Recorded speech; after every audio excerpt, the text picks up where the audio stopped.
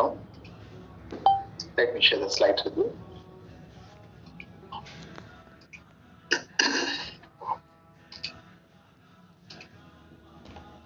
नहीं, हम निकल ले, मेरा शुरू हो गया पढ़ाई. Before I start the class, एक बार 2 दिन और just कल confirm भर. if you can hear me okay. If you can just confirm if you can hear me okay. Just देखो कुछ confirm ऑर्डर me, कर लो. please.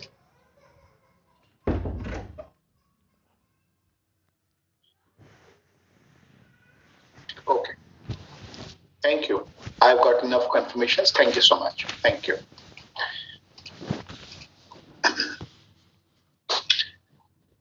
So, in the previous session, we discussed about current assets, current liabilities. हमने दो चीजों की बात की. पहले मेरी बात सुनेंगे, फिर उसके बाद आगे का काम कर लेंगे उसके अंदर. We discussed about current assets. Current assets वो चीजें हैं जो एक फर्म को एक साल के अंदर अंदर के लिए जो फंड्स चाहिए, चाहे वो बाद में कैश में कन्वर्ट हो जाए, पर एक साल में उनकी यूटिलाइजेशन है. और करंट लायबिलिटीज वो सारी चीजें हैं जो आपको एक साल के अंदर अंदर लोगों का पैसा देना है. तो हो क्या रहा है? मैंने आपको एक फॉर्मूला लिखवाया था. I said net working capital is equal to current asset minus current liability. अगर ये net working capital है तो total working capital requirement क्या होगी? Total working capital requirement क्या होगी?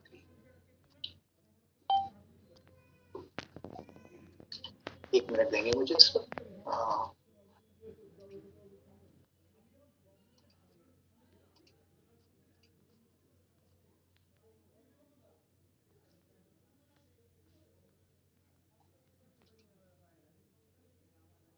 Yes, you're visible.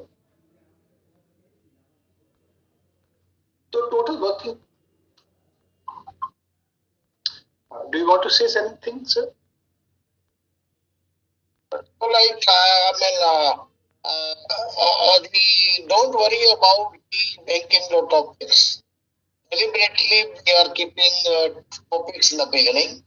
By tomorrow, we shall be done with this other topics, and we'll start with this banking law topic again from tomorrow. Okay, can you go ahead? Okay.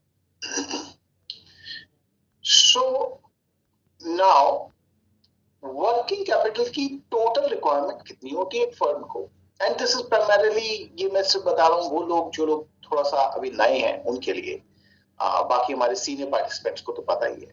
Working capital की total requirement होती है, उसको मैं कहता हूँ gross working capital. Gross working capital. और किस चीज के लिए चाहिए वर्किंग कैपिटल? कहाँ, क्या? जो आप करंट एसेट्स में पैसा लगाएंगे वो है वर्किंग कैपिटल. मेरे को अपना बिजनेस करने के लिए, रोजमर्रा के लिए जो पैसे की जरूरत पड़ती है वो है वर्किंग कैपिटल. तो वो सब क्या है? करंट एसेट्स है. तो इसलिए please right now gross working capital is equal to total current assets. Total current assets. Screen में रिड्यूस कर देता हूं, सर्टेनली उसे दिक्कत आ रही होगी. स्क्रीन रिड्यूस कर रहा हूं मैं. Gross working capital is equal to total current assets. Debtors more than 6 months old current assets नहीं होंगे क्या? क्योंकि current assets are for 1 year. आप अभी के लिए, एग्जाम के लिए ध्यान रखें कि debtors more than 6 months old will not be treated as current assets. और उसका लॉजिक एक बड़ा सिंपल सी बात है. डेटर्स एक ऐसा करंट एसेट है जिसको करंट तभी तक माना जाएगा जब वो टाइमली डेटर रहे. 6 महीने से पुराना हो जाता है जब कोई डेटर, सन्ड्री डेटर, तो उसकी रिकवरी ही क्वेश्चन में आ जाती है. इसलिए उसे हम नॉन करंट एसेट पे ले जाते हैं. 6 महीने पुराना हो गया तो हो सकता है साल भर में भी ना आए, थोड़ा और भी टाइम लग जाए, बेड डेट भी कन्वर्ट हो जाए, तो उसको नॉन करंट. अब तो वर्किंग कैपिटल या gross working capital is total current assets. Working capital या gross working capital is total current assets. जो मेरी वर्किंग कैपिटल की रिक्वायरमेंट है वो है टोटल करंट एसेट्स. अब वो रिक्वायरमेंट कहां से फंड होती है? जो करंट लायबिलिटीज आपने, जो लोगों का पैसा नहीं दिया, कुछ पैसा वहां से फंड हो गया और कुछ अपने आप फंड करेंगे. तो नेट वर्किंग कैपिटल, इसलिए हमने कहा था नेट वर्किंग कैपिटल जो अब आपको अरेंज करनी है वो कितनी रह जाएगी? Current assets minus current liability. कुछ पोर्शन तो करंट लायबिलिटीज, जो लोगों का पैसा नहीं दिया वहां से फंड हो गया, बाकी जो बचा वो अब अरेंज करना है हमें। तो that is why net working capital is current assets minus current liability. और एक चीज और ध्यान दें कि ऑपरेटिंग साइकिल क्या होती है। ऑपरेटिंग साइकिल क्या है? ऑपरेटिंग साइकिल का बेसिकली मीनिंग है कि किसी फर्म को जब से उन्होंने सामान खरीदा, रॉ मटेरियल खरीदा, उसको बनाने में जो टाइम लगा, फिर उसके बाद उसको बेचने में जो टाइम लगा, इन्वेंट्री को रखने का पीरियड, फिर डेटर जितने दिन के लिए रहे, और फिर जब कैश कन्वर्ट हुआ, right from the time working capital deploy key for purchasing raw material till the time you generate cash, वो उसके बीच का जो पीरियड है उस सारे पीरियड को कहते हैं ऑपरेटिंग साइकिल। कितने पीरियड में वर्किंग कैपिटल का चक्र घूमता है। Operating cycle means time taken from date of purchase of raw material, conversion to finish goods, खा लो कुछ भी, credit period allowed to debtors, ये सारी चीजें मिलाकर वर्क ऑपरेटिंग साइकिल बनती है। और ये आपकी बुक्स के अंदर पूरा डिटेल यही दिया हुआ है, आप वहां से भी देख सकते हैं। वर्किंग कैपिटल रिक्वायरमेंट, ये बात लिखने की है, वर्किंग कैपिटल रिक्वायरमेंट किस पर डिपेंड करती है? Working capital requirement depends upon length of working capital cycle, length of working capital cycle और ऑपरेटिंग साइकिल। और ऑपरेटिंग साइकिल, जितनी लंबी ऑपरेटिंग साइकिल होगी उतनी ज्यादा वर्किंग कैपिटल की रिक्वायरमेंट होगी। Longer the working capital cycle, more the requirement of working capital. अब 9 महीने लग रहे हैं तो 9 महीने के लिए वर्किंग कैपिटल चाहिए, 3 महीने लग रहे हैं तो बस 3-3 महीने बाद कैश आता जाता है, थोड़ी सी वर्किंग कैपिटल की रिक्वायरमेंट है। Longer the working capital cycle या operating cycle, more is the working capital required. और ये बात मैं पहले बता चुका हूं, आप लिख सकते हैं। करंट एसेट्स मेनली कहां से फाइनेंस होते हैं? Current assets are financed mainly by current liabilities. Current assets are financed mainly by current liabilities, अभी हमने बात की। एंड पार्शियली बाय जो छोटा सा पोर्शन बच गया वो कहां से आएगा? वो मालिक लाएंगे उस पैसे को, या तो खुद लाएंगे या लॉन्ग टर्म लोन्स लायबिलिटीज में से उसको फंड करेंगे। And partially by long term sources जैसे कि नेटवर्थ या लॉन्ग टर्म लायबिलिटीज, नेटवर्थ या लॉन्ग टर्म लायबिलिटीज, वहां से फंड होगा। अब आप एक बात और ध्यान से देखें, लिखेंगे बाद में, net working capital was current assets minus current liability. एक फर्म की नेट वर्किंग कैपिटल आपको पता चल गई 200 है, तो आप कहते हैं कि इनकी जितनी करंट एसेट की रिक्वायरमेंट है उसको जितना करंट लायबिलिटी से मीट किया, बाकी बची हुई रिक्वायरमेंट है नेट वर्किंग कैपिटल। और अगर एक फंड अपनी नेट वर्किंग कैपिटल मीट कर पा रही है तो इसका मतलब ये उसका मार्जिन है, इतना मार्जिन उसके पास अवेलेबल है वर्किंग कैपिटल रिक्वायरमेंट्स को मीट कर पाने के लिए। अब लिख सकते हैं net working capital represents margin available with the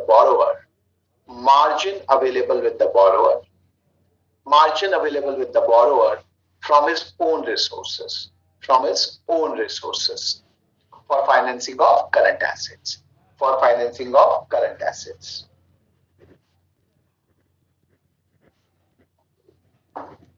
ये तो हमने बात की जेनेरिक वर्किंग कैपिटल क्या है। वर्किंग कैपिटल में ग्रॉस टोटल कैपिटल कहां से फंड होगी। अब इसके 3 मेथड्स देखेंगे, turnover method, payback period method, और तीसरा जो है वो सिर्फ मेथड डिस्कस करेंगे, कैश बजट का मेथड, वो भी बात करेंगे। आइए, सबसे पहला मेथड है turnover method. Turnover method was suggested by Nayak committee. Nayak committee recommended this. This method, where it is applied, ये मेथड कहां लगाया जाता है? Turnover method. Turnover method is mandatory, it is mandatory to working capital limits up to rupees 5 crores in case of small manufacturing enterprises. For small manufacturing enterprises, up to a limit of 5 crore rupees, you will have to apply turnover method. कुछ banks इसको आगे तक भी turnover method लगा देते हैं. आप अपने बैंक में देख सकते हैं कि आप लोग टर्नओवर मेथड कहां तक यूज करते हैं. Some banks we know even use it till 10 crore rupees also. But mandatorily 5 crore रुपए तक स्मॉल मैन्युफैक्चरिंग एंटरप्राइजेस की वर्किंग कैपिटल लिमिट बनाने के लिए टर्नओवर मेथड का इस्तेमाल करेंगे. And up to rupees 2 crore in other cases. In other cases 2 crore रुपए तक की लिमिट बनाने के लिए टर्नओवर मेथड का इस्तेमाल करेंगे. As per this method limit कैसे बनाते हैं? As per this method working capital requirement किसके बराबर होती है? It is equal to 25% of projected annual sales. आने वाले अगले साल की जितनी प्रोजेक्टेड एनुअल सेल निकाली जाएगी उसका 25% हम वर्किंग कैपिटल रिक्वायरमेंट मानते हैं. यानी कि ऑपरेटिंग साइकिल कितनी है? एक साल का 1/4 हिस्सा ऑपरेटिंग साइकिल मानता हूं मैं. यानी 3 मंथ्स की ऑपरेटिंग साइकिल मानी जाती है टर्नओवर मेथड के हिसाब से. और सेम रहेगा वो.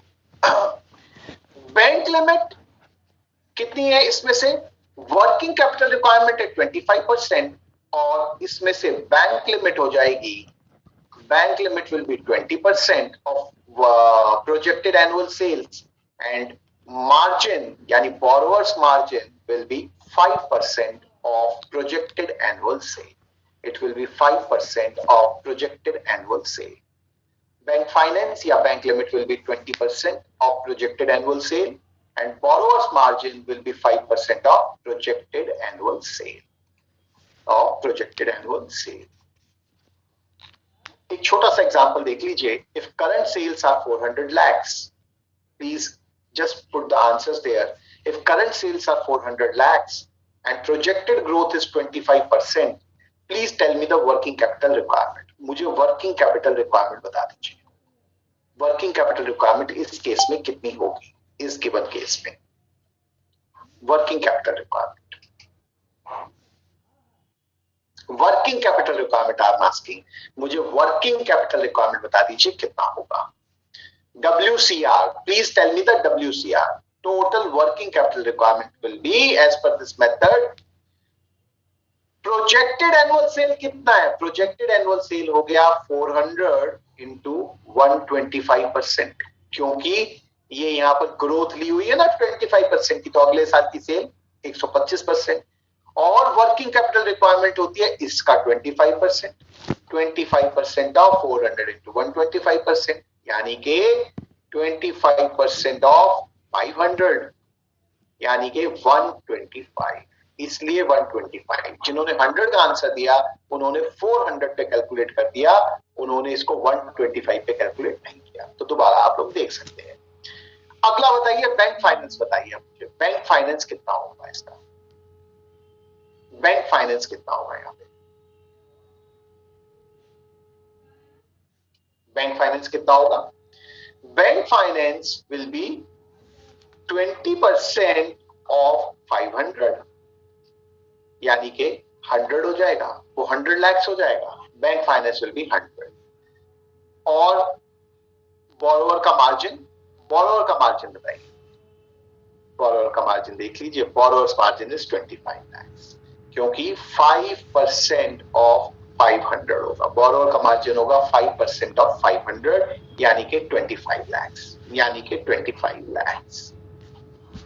तो ये इस तरह से हमारा मेथड चलता है. ये मैंने आपको पहले बताया, कोई बात नहीं. Method assumes operating cycle of 3 months. This method assumes operating cycle of 3 months. 3 months. Method assumes operating cycle of 3 months. क्योंकि 25% फंडिंग कर रहे हैं ना, तो 25% मान रहे हैं वर्किंग कैपिटल रिक्वायरमेंट, तो operating cycle of 3 months. And this method will give a current ratio of 1.25:1. This method will give a current ratio of 1.25:1. 1.25:1. आगे चलते हैं। एक और बात देखिए, जो यूनिट्स माइक्रो और स्मॉल एंटरप्राइजेस जीएसटी में रजिस्टर्ड हो तो उनके लिए थोड़ा डिफरेंटली कर दिया। As per IBA,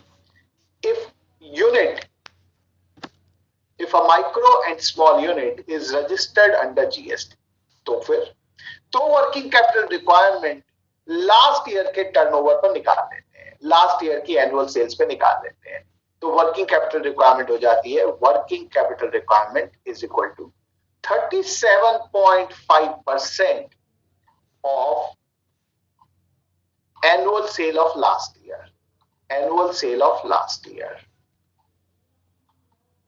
annual sale of last year, 37.5% of annual sale of last year as per GST return। क्योंकि GST रजिस्टर्ड है तो GST रिटर्न से देखेंगे, GST रजिस्टर्ड है तो GST रिटर्न से देखेंगे।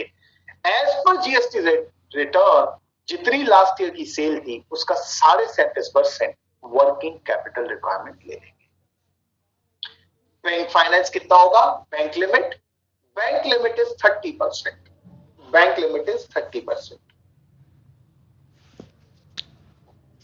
Borrower margin 7.5%। किस चीज का? Of annual sale of last year as per GST return, as per GST return. ये नॉर्मली स्केल 3 और 4 के लिए रेलेवेंट है, बाकी लोगों को इतनी जरूरत नहीं है इस मेथड। अगला जो मेथड अब हम कर रहे हैं, permissible bank finance method. Permissible bank finance method again scale 3 and 4 participants primarily require it, at best scale 2।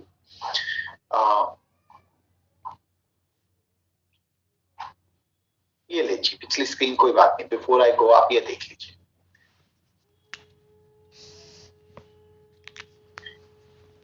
इससे पिछली तो नहीं देखनी थी ना, यही होगी ना, देख लो आप इसको, कोई बात, मैं 1 मिनट रुक जाता हूं, नोट कर लो।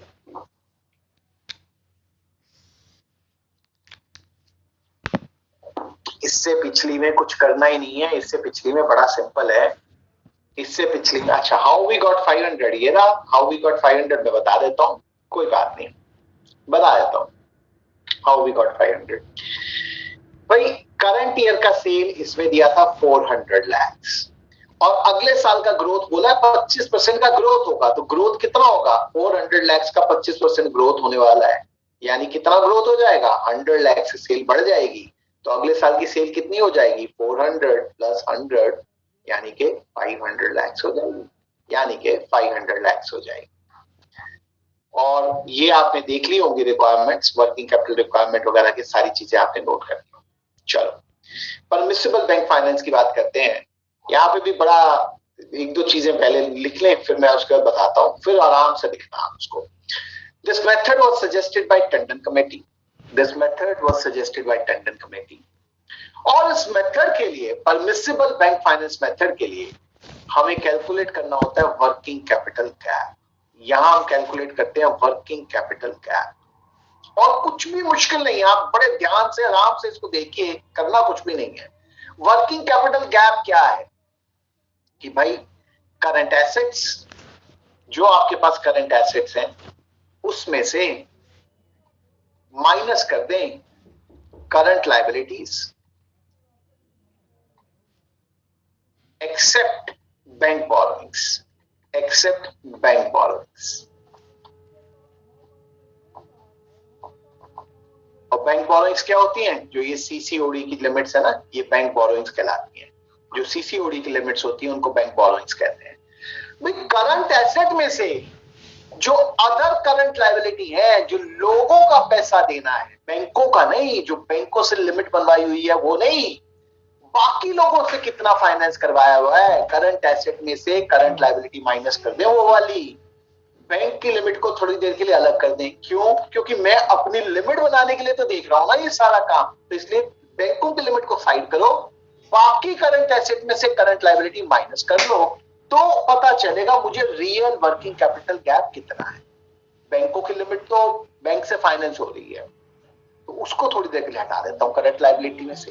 Current asset minus current liabilities except bank borrowing, तो working capital gap is equal to आप शॉर्ट फॉर्म में लिखना चाहें तो current asset minus other current liability, total current asset minus other current liability. Other current liability का मतलब हुआ bank borrowings हटा दी जाए। इसमें दो मेथड है। पहला मेथड बड़ा सिंपल है। पहले मेथड में वो कहता है कि बोरोअर का मार्जिन होगा 25% ऑफ वर्किंग कैपिटल गैप। जितना गैप बचा उसका 25% बोरोअर को बोलिए और 75% हम फंड कर देंगे। तो लिख लीजिए, as per first method borrower's margin is 25% of working capital gap. जो ऊपर निकाला है, जितना गैप बचा है 25% बोरोअर से मंगवाओ और 75% will be permissible bank finance. Permissible bank finance is 75% of working capital gap. और इस मेथड को लगाने से it will give you a current ratio of minimum 1.17:1. 1.17:1. अगला मेथड देखिए। सेकंड मेथड में वो कहते हैं कि borrower will fund 25% of current assets.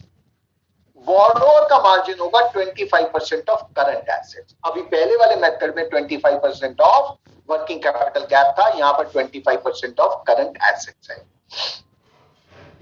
और परमिसिबल बैंक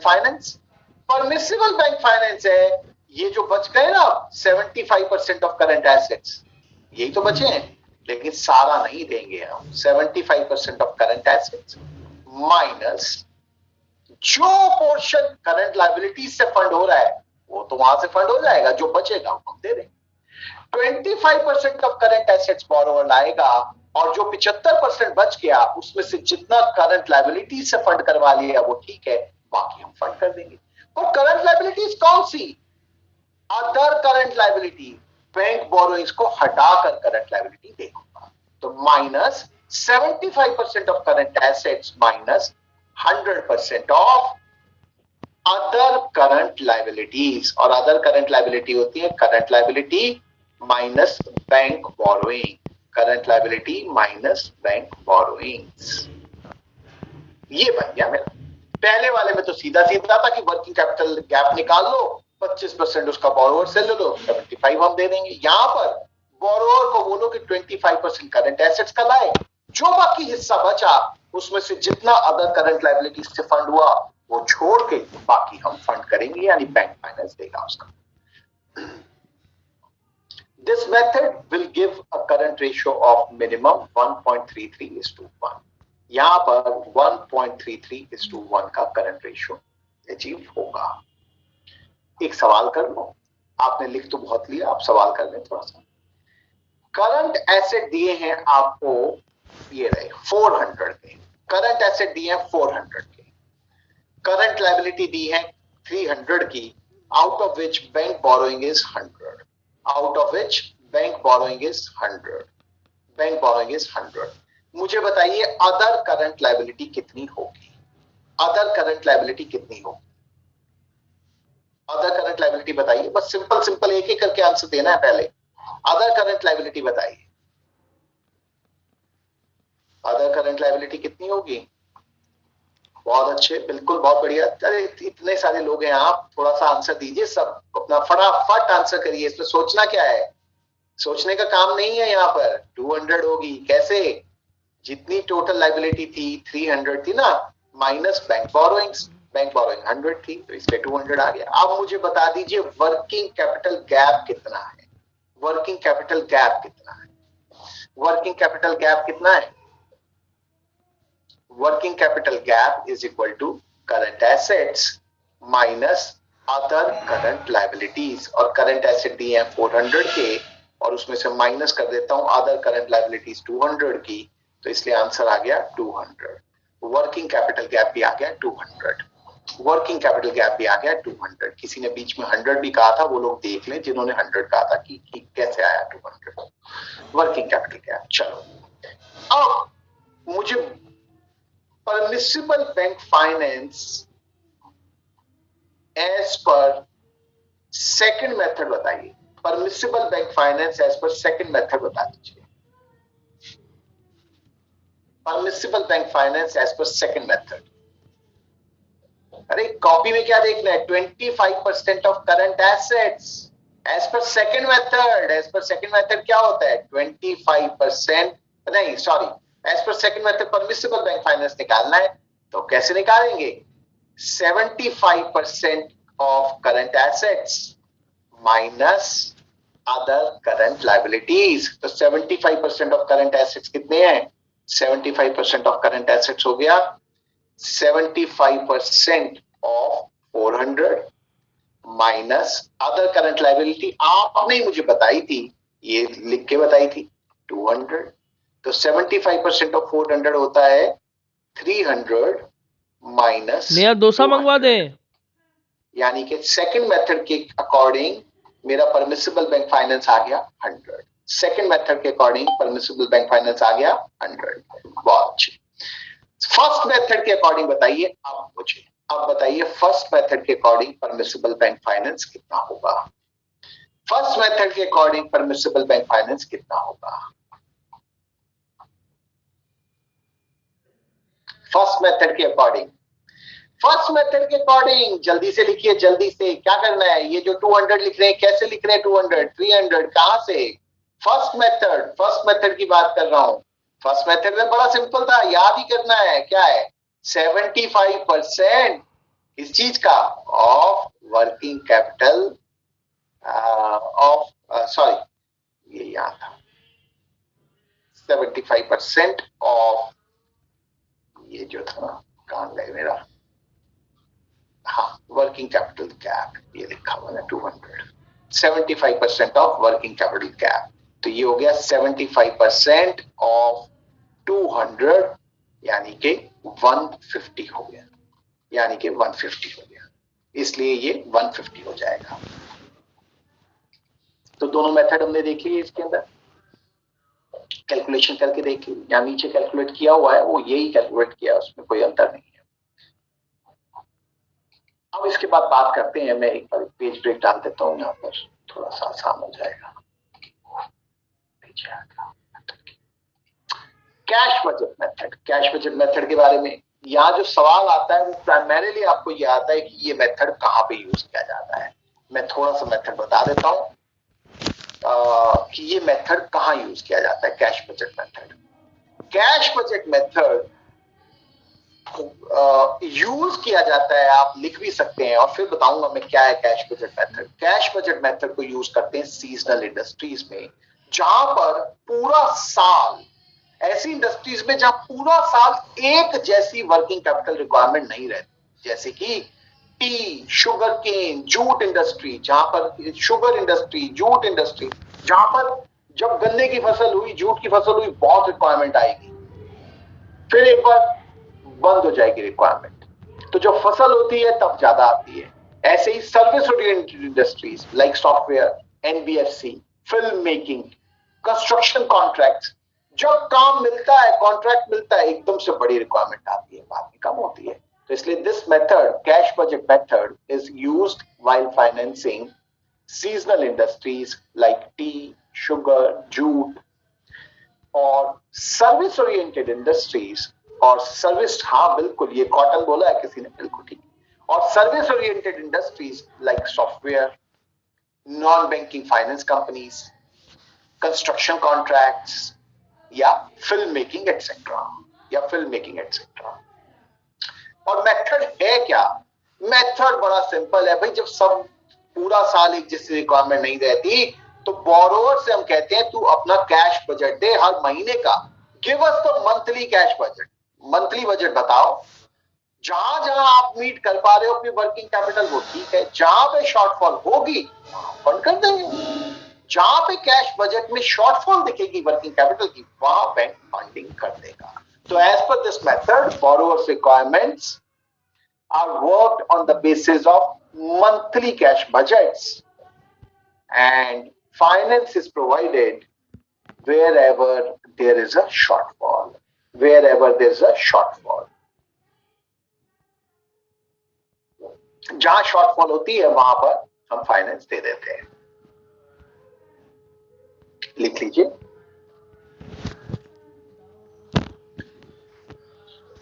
अब इसके बाद एक किसी ने मुझसे पूछा था कि सेकंड मेथड दोबारा बता दें। भाई सेकंड मेथड में कुछ भी नहीं करना। सबसे पहली बात है, सेकंड मेथड में बोरोअर का मार्जिन कितना है? 25% ऑफ करंट एसेट्स है, ये तो ध्यान कर लो। अब बचा कितना हिस्सा, जो कि मार्जिन वो तो लाया 25% करंट एसेट्स का, 75% ऑफ करंट एसेट्स की फाइनेंसिंग है। उसमें से जितनी अदर करंट लायबिलिटी से फाइनेंसिंग हो जाए उस पोर्शन को माइनस कर दो। तो इसलिए 75% ऑफ करंट एसेट्स में से अदर करंट लायबिलिटीज का बैलेंस घटा दीजिए।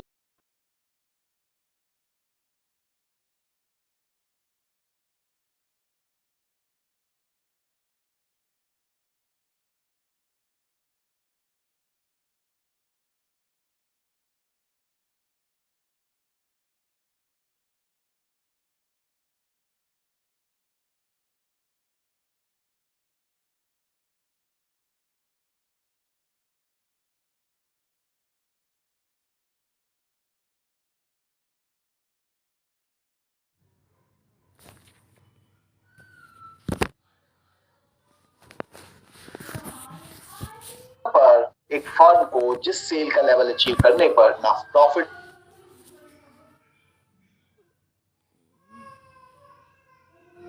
देख सकते हैं इस बात को, break even sale is the level of sale at which a firm does not earn any profit or and does not incur any losses. तो ब्रेक इवन पॉइंट सेल पे बेसिकली ब्रेक इवन पॉइंट की जो cell है, इस cell को करने पर firm को कोई लॉस नहीं होता। इसका मतलब फर्म के सारे खर्चे रिकवर हो गए हैं, यानी कि फर्म अपनी सारी फिक्स्ड कॉस्ट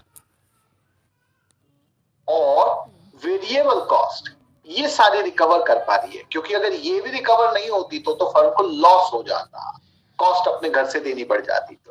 तो ये वो सेल का लेवल है जिसपे कि एक फर्म अपने फिक्स कॉस्ट और वेरिएबल कॉस्ट दोनों को रिकवर कर पाती है।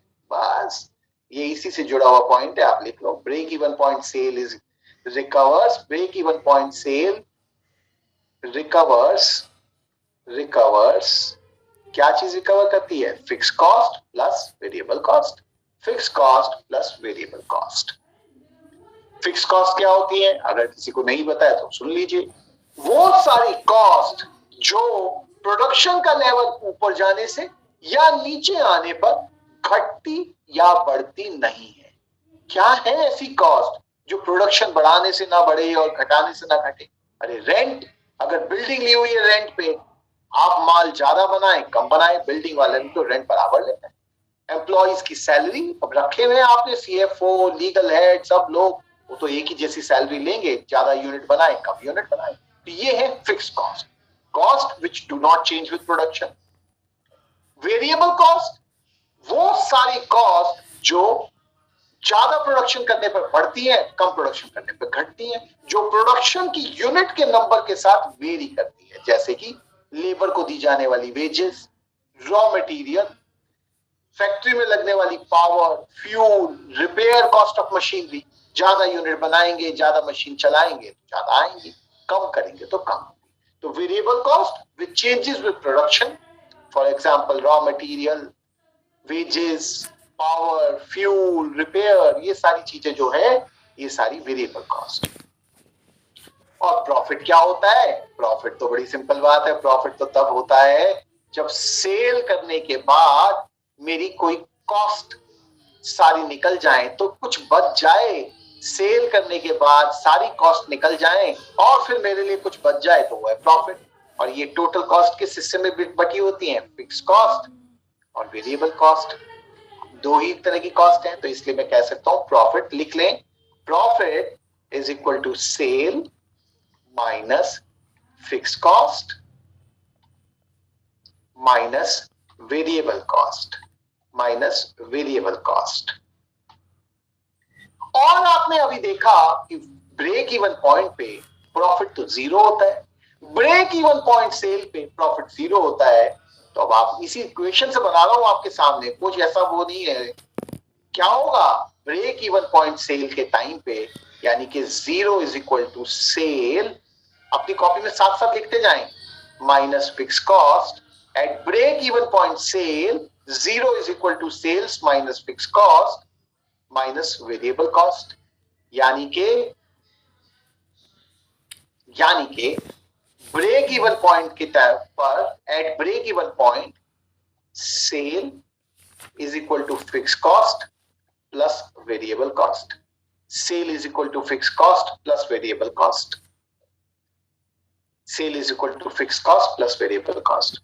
और अगर एक firm break even point sale से ऊपर ऑपरेट करे, ज्यादा माल बेचेगी तो उसे प्रॉफिट होगा, उससे कम माल बेचेगी तो उसे लॉस होगा। If a firm operates above break even point, सारी एक एक लाइन एग्जाम में आई हुई लाइनें हैं।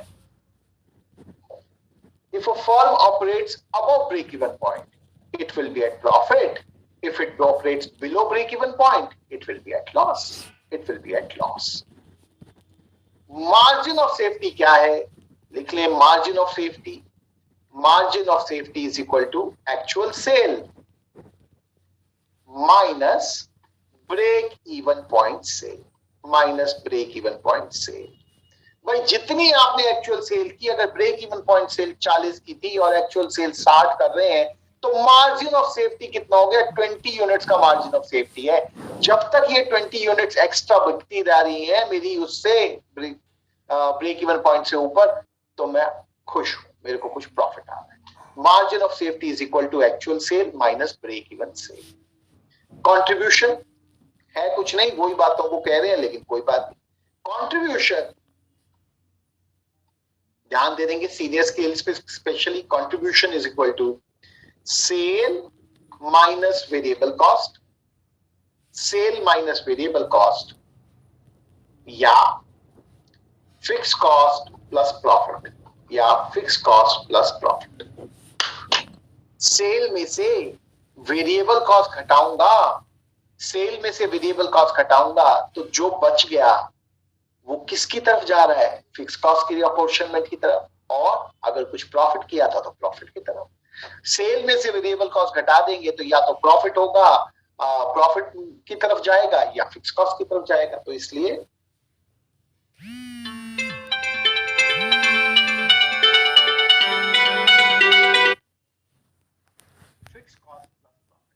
Fix cost plus profit. और पर यूनिट निकालना हो तो कह सकते हैं sale price per unit minus variable cost per unit, variable cost per unit, वो पर यूनिट निकाला जा सकता है उस तरह से। अब एक आध सवाल कर लें। Break even point in units लिख लीजिए, क्या है ब्रेक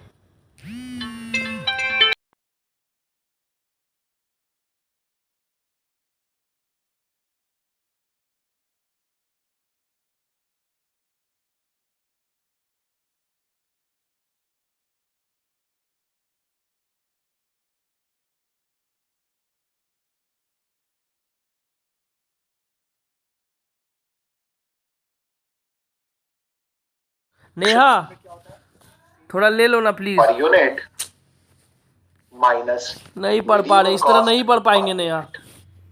माइनस कभी इंपॉर्टेंट टॉपिक पढ़ रहे हैं और उसी में मैं इतना।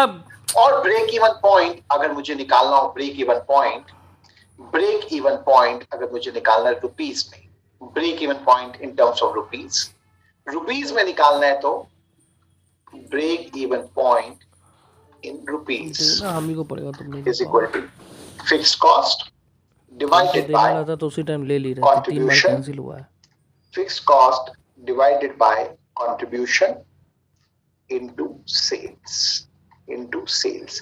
यहां पर हर चीज को मैं मॉनेटरी अमाउंट में लूंगा, यूनिट वाइज नहीं लूंगा। तो दे दिए divided by total contribution multiplied by sales, आपका break even point, basically break even point in rupees आ जाएगा, break even point sale in rupees आ जाएगी, इससे कि कितनी सेल पे आप ब्रेक इवन पॉइंट अचीव करते हैं। ऊपर था कितने नंबर ऑफ यूनिट बेचने पे ब्रेक इवन पॉइंट अचीव करते हैं, यहाँ पर कितने रुपए की सेल करने पर ब्रेक इवन पॉइंट अचीव करते हैं। कंट्रीब्यूशन आपने देखा था सेल माइनस वेरिएबल पैसा दे दिए ना, या कंट्रीब्यूशन अगर एग्जाम में सॉल्व करना पड़ जाए फिक्स कॉस्ट प्लस प्रॉफिट, कभी कभी सिर्फ फिक्स कॉस्ट और प्रॉफिट ही पिता होता है, फिक्स कॉस्ट प्लस प्रॉफिट, यहां से ध्यान रखेंगे इसको। उस कंट्रीब्यूशन का ये फॉर्मूला याद रखिए, contribution is sale minus variable cost या फिक्स कॉस्ट प्लस प्रॉफिट। अब एक सवाल कर लीजिए, छोटा सा सवाल है, आप करिए। फिक्स कॉस्ट दी है आपको 200 की, फिक्स कॉस्ट दी है आपको 200 की, वेरिएबल कॉस्ट दी हुई है 700 की और प्रॉफिट दिया है 100 का। Break even point in rupees बताना है मुझे, break even point in rupees बताना है। अब आप कहेंगे भाई सेल दी नहीं है, मैं कंट्रीब्यूशन कैसे निकालूं? मैंने आपको ऊपर दिया है, देखो फॉर्मूले में देखो, आप निकाल पाएंगे इसको। इसमें क्या है, दोनों काम हो जाएंगे। अभी देख लो, थोड़ा सा इसमें आपको अपना वो लगाना पड़ेगा।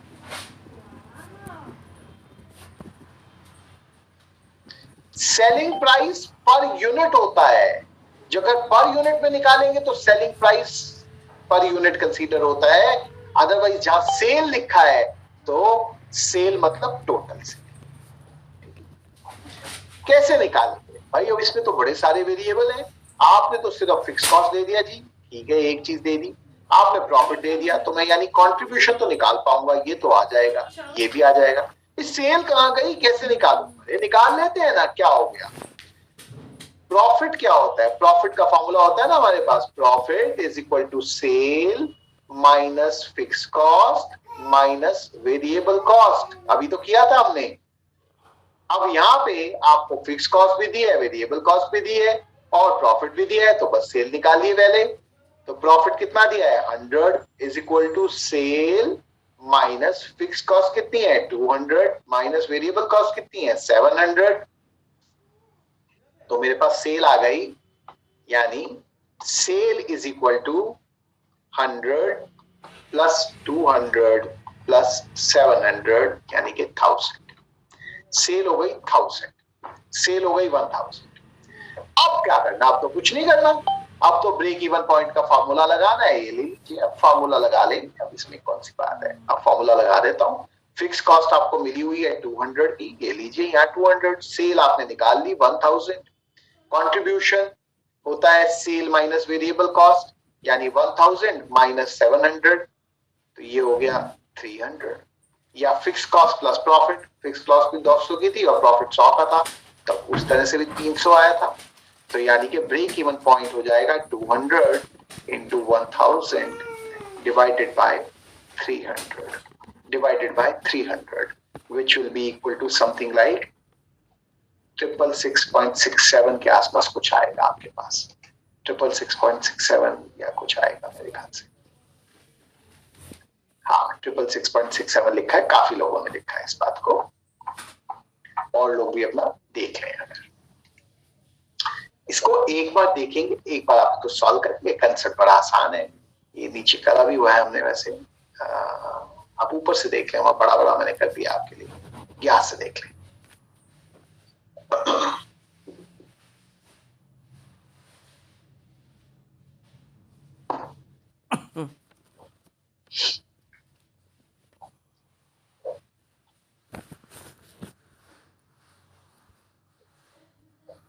दो साल अब बंद हो गया है। थोड़ा सा आगे बढ़ता हूं मैं।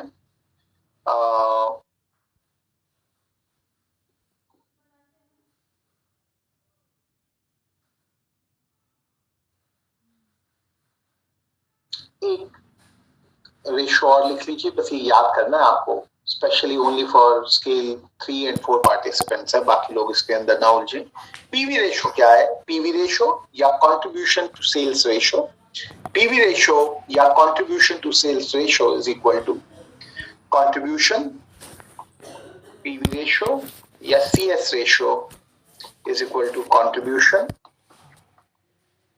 Divided by sales into 100 contribution divided by sales into 100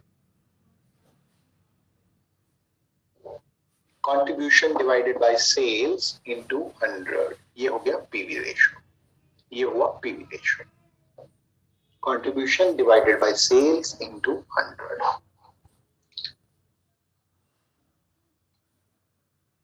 उसकी जरूरत नहीं है. प्रॉफिट वॉल्यूम रेशियो बोलते हैं इसको, पीवी रेशियो को फुल फॉर्म होता है प्रॉफिट वॉल्यूम रेशियो. उसके बियॉन्ड जाने की इसमें जरूरत नहीं है इस बारे में.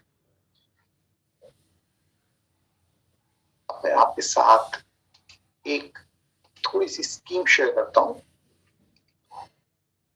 इसके बाद यहां पर दो बड़ी आसान सन स्कीम करेंगे जिस पर सवाल भी रहते हैं. यहां पर आपको एक काम और करना है. एजुकेशन लोन स्कीम के केस में मैं आपको स्कीम का एक ब्रॉड गाइडलाइंस बताऊंगा. इससे रिलेटेड आपकी जो क्रेडिट गारंटी स्कीम्स हैं उसकी बात भी हम करेंगे. Only thing that you have to remember is in your bank what are the education loan schemes that operate. उनके नाम कम से कम आपको जरूर पता होने चाहिए. बाकी कुछ पता हो या नहीं पता हो, एटलीस्ट कौन सी स्कीम्स हैं, उनका क्या नाम है. सेंट्रल बैंक में लास्ट टू लास्ट ईयर के अंदर उसने सिर्फ आपकी एजुकेशन लोन स्कीम के नाम के ऊपर ही ऑफिसर्स के एग्जाम में क्वेश्चन बना दिया था. तो इसलिए नाम ध्यान रख लें थोड़ा सा. अपनी एजुकेशन लोन स्कीम बड़ी आसान एजुकेशन लोन स्कीम होती है. कुछ बैंकों में बहुत ज्यादा है, जैसे पीएनबी में अलग अलग तरह की बहुत सारी स्कीम्स हैं. थोड़ा देख लें इसको, सवाल आ जाता है एजुकेशन लोन स्कीम.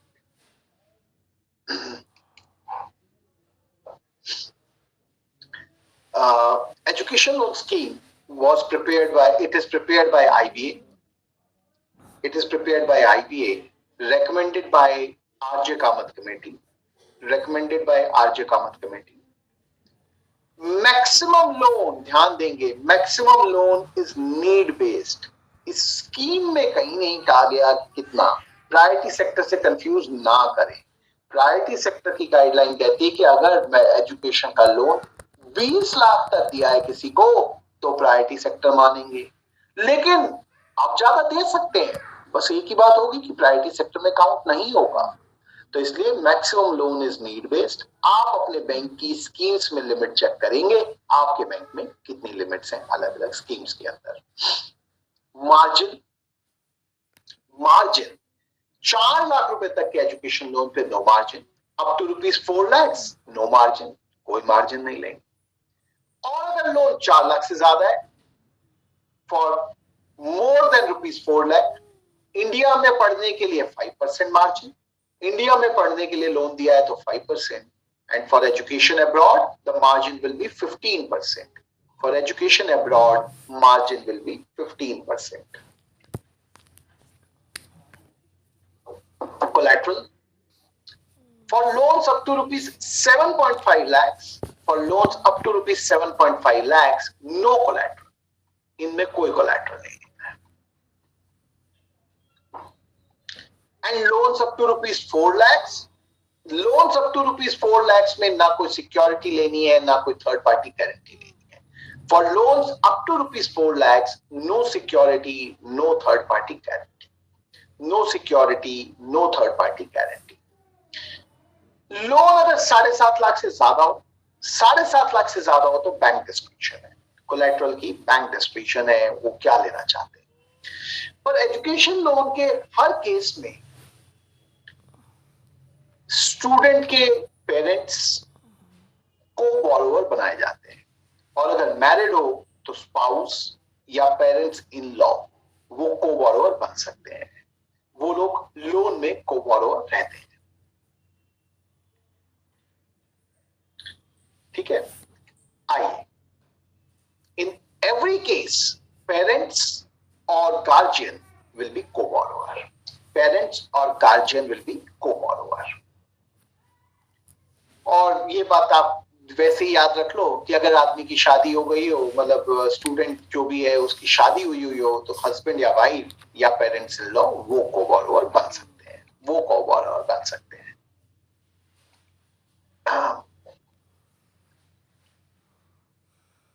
है ना. इंटरेस्ट रेट क्या रहेगा? Interest rate is at bank description.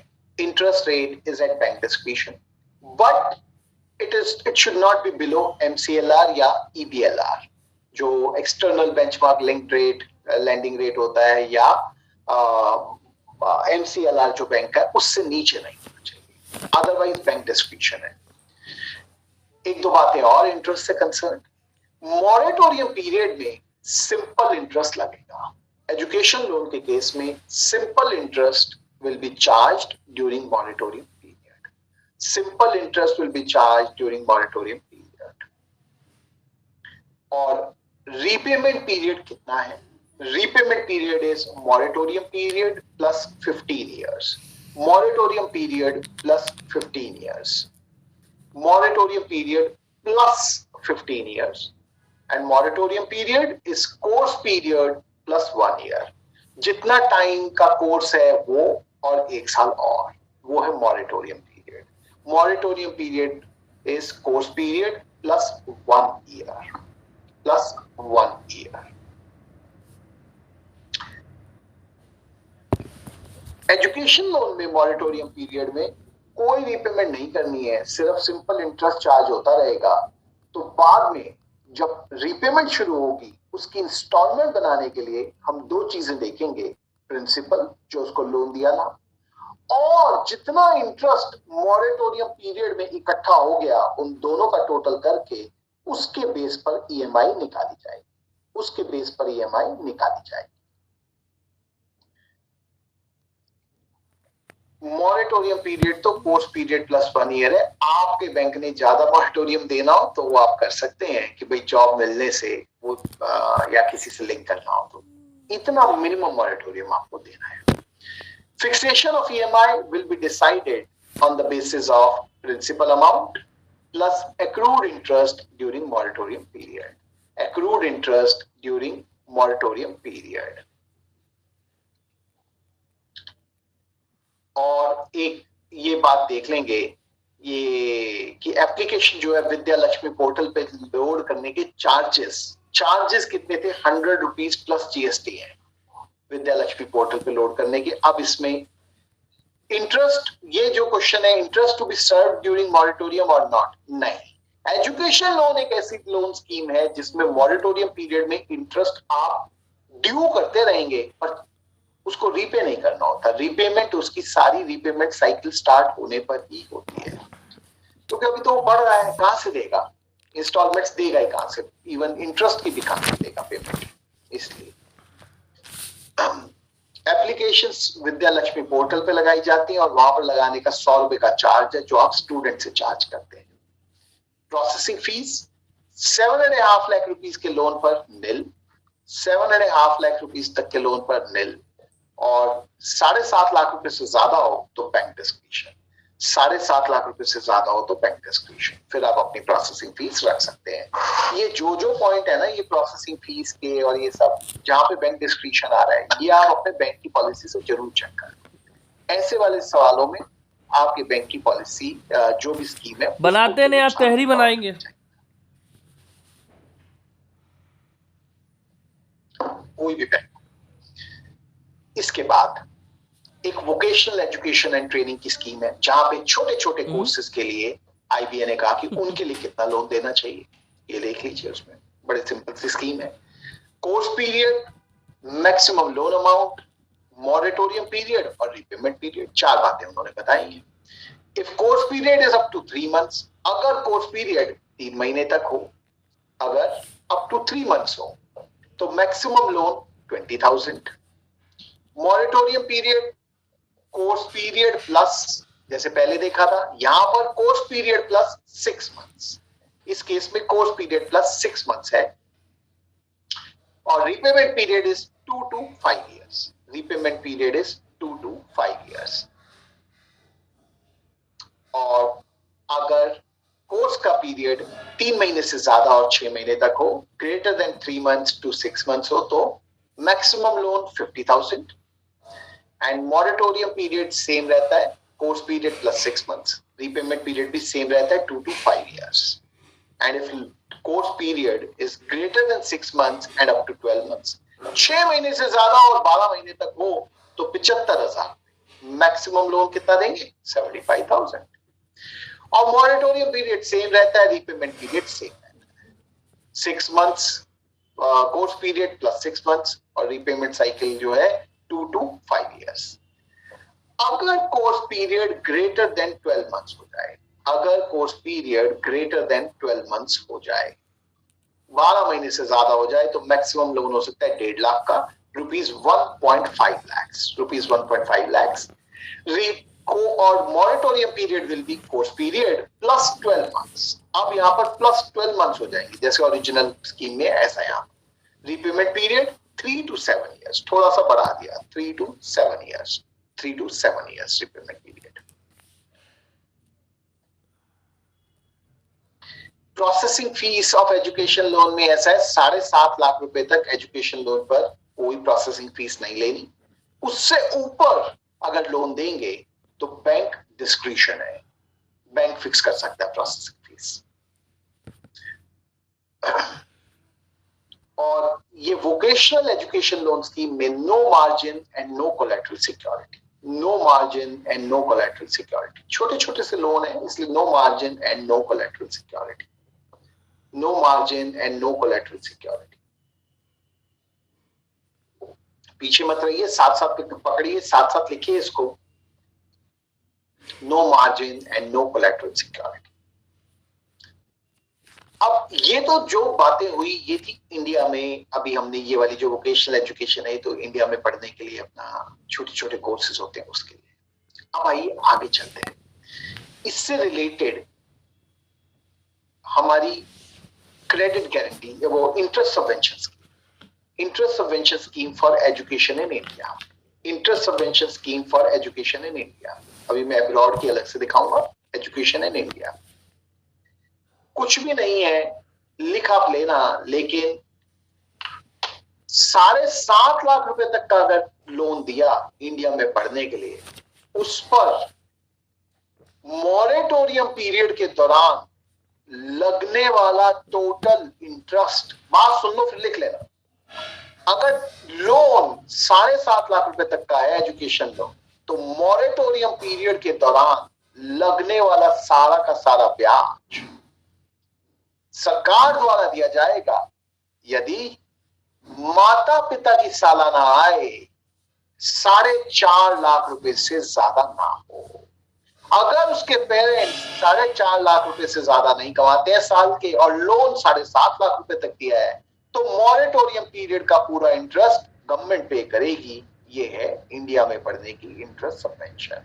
अब लिख लीजिए, अमाउंट ऑफ सबवेंशन कितना है, 100%, यहां पर परसेंट ही ध्यान रखना है, 100% of interest charge during moratorium period will be reimbursed by government of India.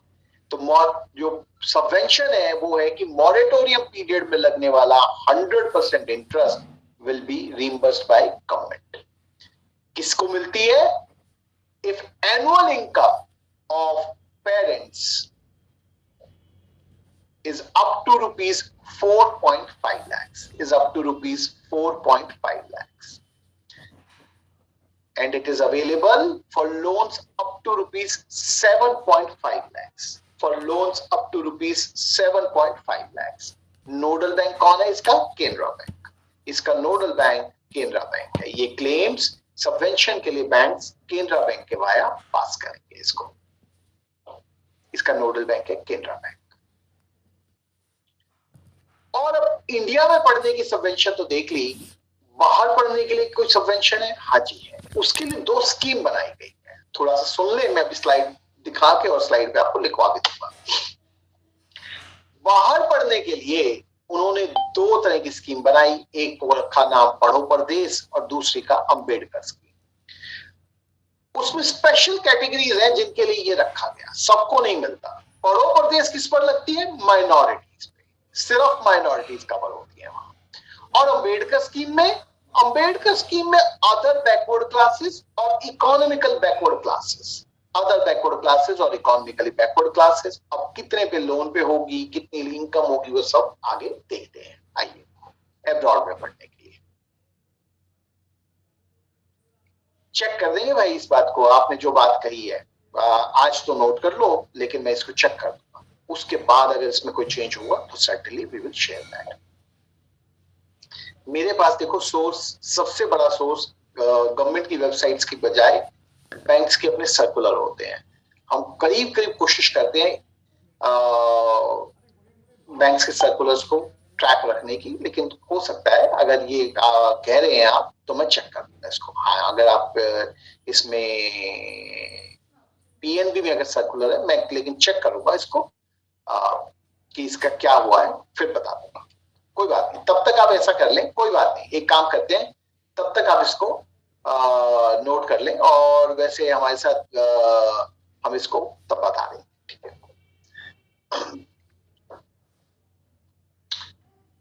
Ambedkar scheme तो करें नोट, कोई बात नहीं। अंबेडकर स्कीम पहले देखिए, अंबेडकर स्कीम किस पर लगती है? ओबीसी पे, ईबीसी पे। ओबीसी का फुल फॉर्म है अदर बैकवर्ड क्लासेस, और ईबीसी का फुल फॉर्म है economically backward class, economically backward class. और सबसे बड़ी मुझे कई बार इतनी ये क्लासेस करते हुए इसमें एक ही बात की खुशी होती है कि ये क्लास प्रैक्टिकली दो तरफ से चलती हैं। यहाँ पर हमें भी आपसे सीखने को बहुत मिलता है, क्योंकि जो रीसेंट अमेंडमेंट्स हैं, आप बैठे हैं उन सीट्स पे, आप उसके साथ डील करते हैं। काफी सारे लोग आप में से लेटेस्ट सर्कुलर्स रेगुलरली आपको पता चलते हैं, तो कहीं कोई चेंज आता है तो वो आप हमें बता देते हैं, हम भी चेंज कर लेते हैं। हम उस कारण से बिल्कुल लेटेस्ट अपडेट रहते हैं। क्लास करने के कारण से हमें भी बहुत फायदा होता है। तो किस पर लगती है ये? ओबीसी पर और ईबीसी पर। और किन कोर्सेज के लिए है, ये बात ध्यान देने की, यहाँ पर कोर्सेज भी प्रिस्क्राइब्ड है।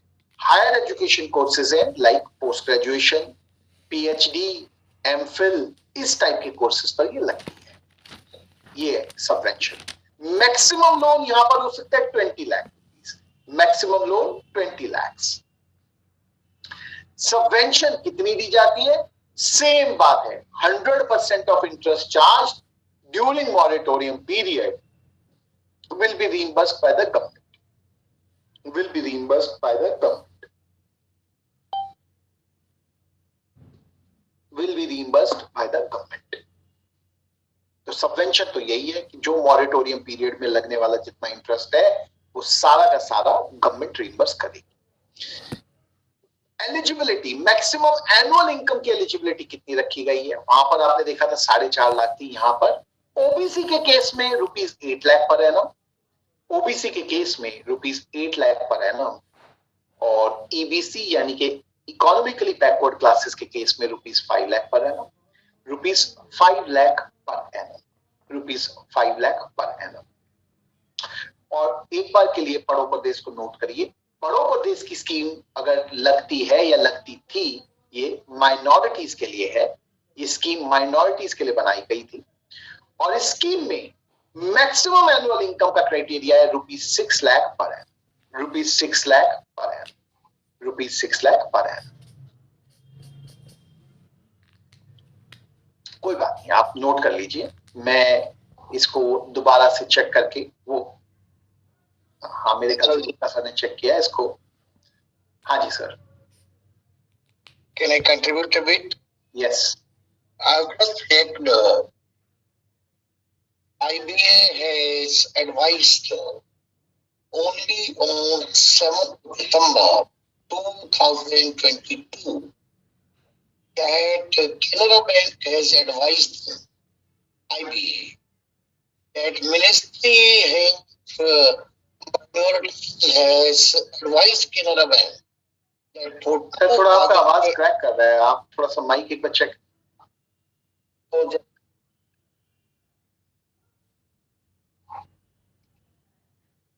I think voice should be okay. Absolutely. Is that okay now? Yeah. Okay.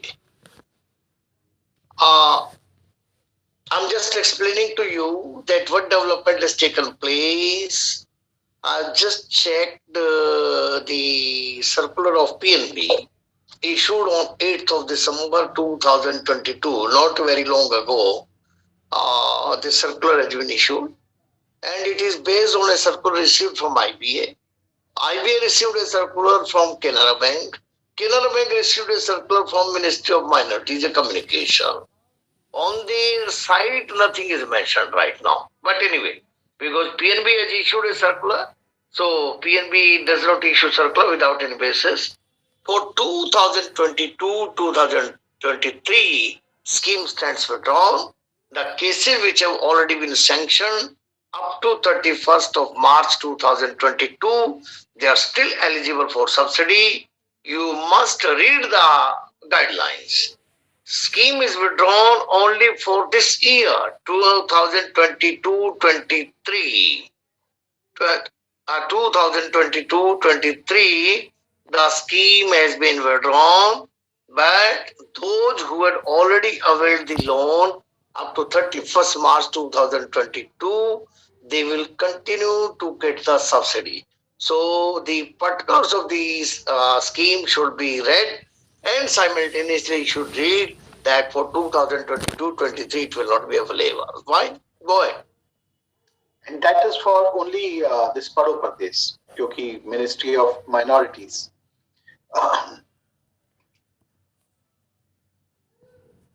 Right? So इसमें बस पड़ो प्रदेश में बेसिकली एलिजिबिलिटी सिर्फ माइनॉरिटीज की है. माइनॉरिटीज का इनकम मैंने आपको बताया, it is 6 lakh rupees per annum. Maximum annual income that could be 6 lakh rupees per annum. And there was a reservation for girl students. So in case of Paro Pradesh, it is 35% of seats are reserved for girl students. And in case of Ambedkar scheme, 50% of subsidy amount is reserved for girl students. 50% of subsidy amount is reserved for girl students.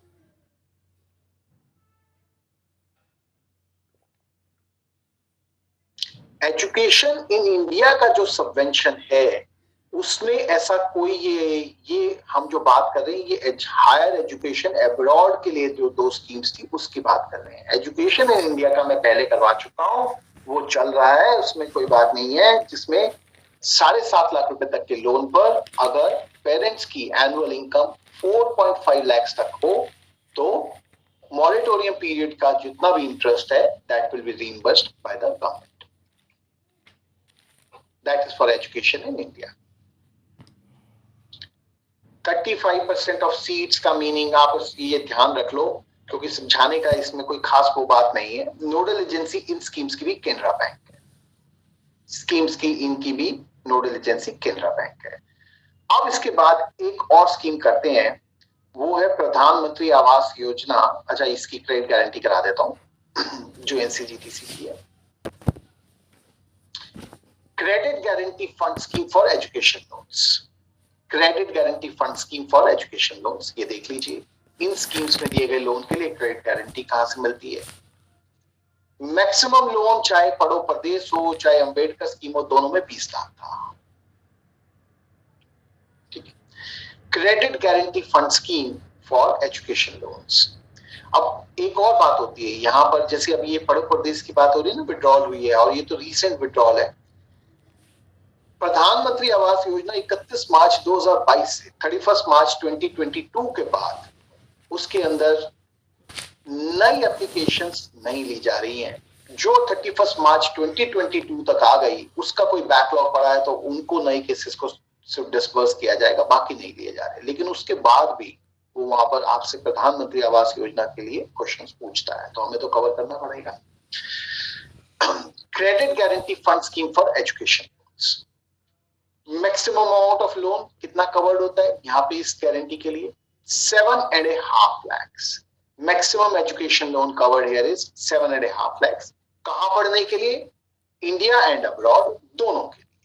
For pursuing education in India and abroad. कब मिलेगी ये credit guarantee?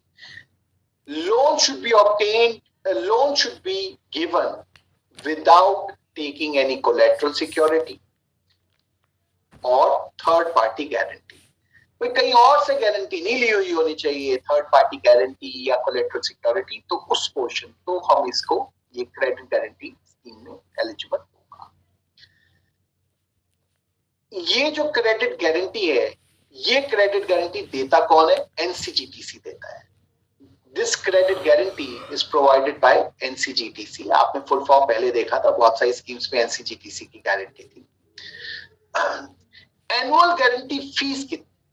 Annual guarantee fees in case of education loan credit guarantee is 0.5% per annum. 0.5% per annum. किस पर? On outstanding loan amount. On outstanding loan amount.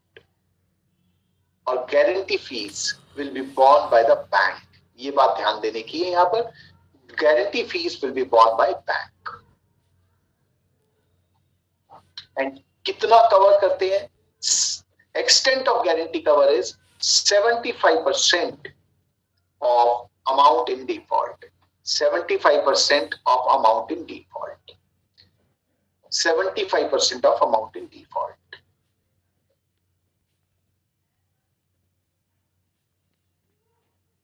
एक और condition है कि जो लोन इसमें कवर होगा, जिस पर ये क्रेडिट गारंटी स्कीम लगती है, उसका maximum interest rate on the loan is base rate plus 2%. Base rate plus 2% या MCLR प्लस 2%.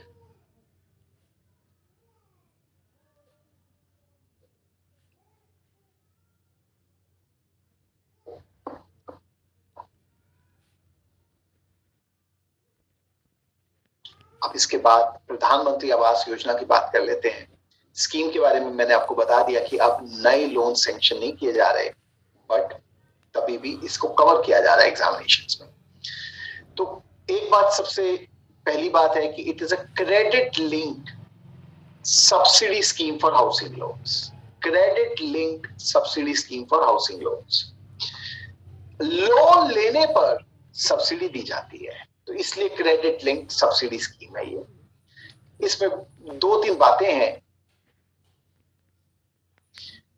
PMAY मेरे जितना मैंने इसको चेक किया है, इसका जो एक्सटेंशन है वो एक्सटेंशन सिर्फ इसलिए था क्योंकि बैकलॉग बहुत इकट्ठा हो गया था मिनिस्ट्री ऑफ हाउसिंग के पास. जब केसेस भेजे गए इसके प्रधानमंत्री आवास योजना के, उनके पास करीब 1.5 साल का बैकलॉग इकट्ठा है. तो उन्होंने जो एक्सटेंशन दी है, the last I read was extension was given for sanctioning also cases which were received prior to 31st March 2022. But we can still talk about it. We can still check. उनको आप नया sanction, उनकी sanctioning कर सकते हैं, पर आप नई एप्लीकेशन नहीं ले रहे थे इसके लिए.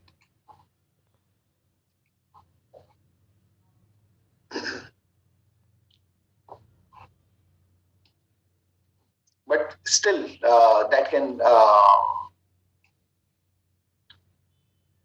we can look at that. That's correct. Scheme is extended only for the purpose of sanctioning the loans applications already received. Whatever the applications are received up to 31st March 2022, only those applications will be processed in respect of PMAY. No fresh application is to be entertained. Very clear message. सब conditions कहाँ मिलती है ये? 2-3